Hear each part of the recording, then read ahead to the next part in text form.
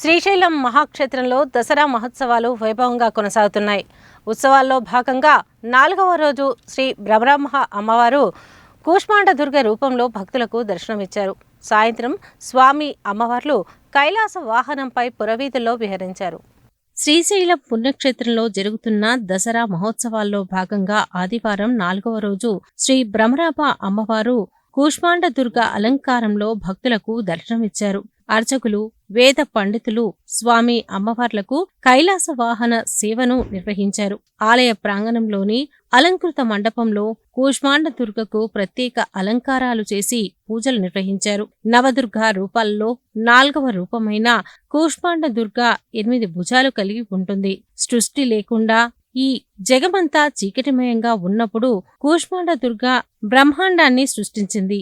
ఆ కారణంగా అమ్మవారు సృష్టికి ఆది స్వరూపంగా కీర్తించబడుతుంది. కూష్మాండ దుర్గను ఆరాధించటం వల్ల రోగాలన్నీ నివారించబడి ఆరోగ్యం చేకూరుతుందని, ఆయువు, యశస్సు వృద్ధి చెందుతాయని భక్తుల విశ్వాసం. వాహన సేవల్లో భాగంగా పార్వతీ పరమేశ్వర్లకు కైలాస వాహన సేవ వైభవంగా నిర్వహించారు. కనుల పండగగా జరిగిన గ్రామోత్సవాలలో కళాకారుల ప్రదర్శన భక్తులను విశేషంగా ఆకట్టుకున్నాయి.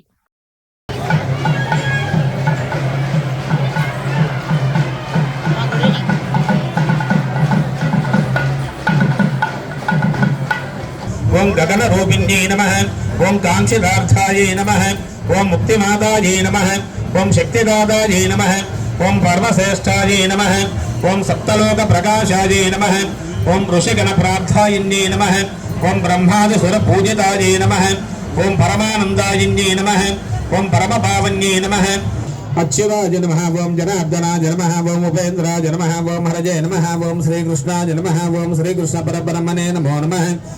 उत्तिष्ठन्तुर्भूतपिशाचा एते भूमि भारताः एतेषामवरोधेन ब्रह्मकर्म समारभे।